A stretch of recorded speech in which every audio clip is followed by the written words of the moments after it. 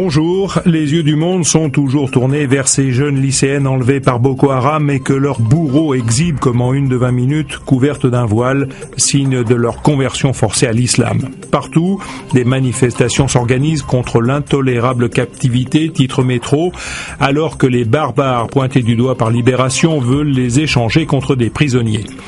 Mais nos confrères rappellent que les auteurs de cette barbarie ultime prospèrent sur le terreau d'un pays en banqueroute, miné par la corruption et où la répression aveugle contre les terroristes a nourri les islamistes. Alors que les séparatistes de Donetsk réclament leur rattachement à la Russie après leur victoire au référendum, le monde constate que les Occidentaux sont débordés par le nouvel art de la guerre de Poutine qui consiste à s'imposer sans combattre. Le quotidien fait aussi sa une sur le choix d'Emmanuel Valls d'épargner à 650 000 ménages l'impôt sur le revenu pour éviter une nouvelle révolte fiscale. Valls découvre l'Amérique, s'exclame le Figaro, qui se réjouit de cette conversion à l'idée que trop d'impôts tue l'impôt, mais s'inquiète de voir les classes moyennes exclues de cet allègement.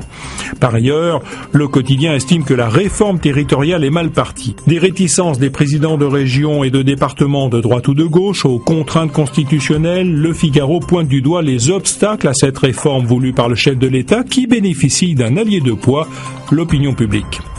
Libération révèle que cet été, les touristes chinois sillonneront Paris accompagnés de leurs propres forces de l'ordre. Ces nouveaux visiteurs, 1,5 million l'an dernier, règlent souvent en liquide et sont la proie facile de voleurs à la tire. Alors, une dizaine de policiers chinois non armés patrouilleront donc en soutien des policiers français.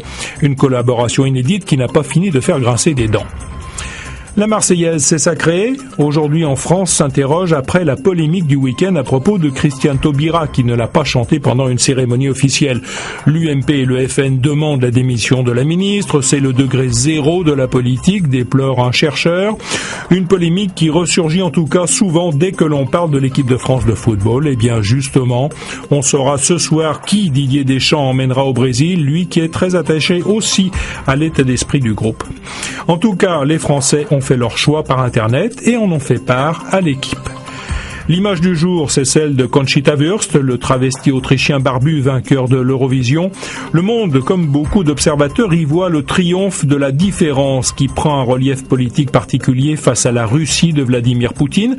Un décryptage très intéressant à lire en page 6 du quotidien. Bonne journée à tous.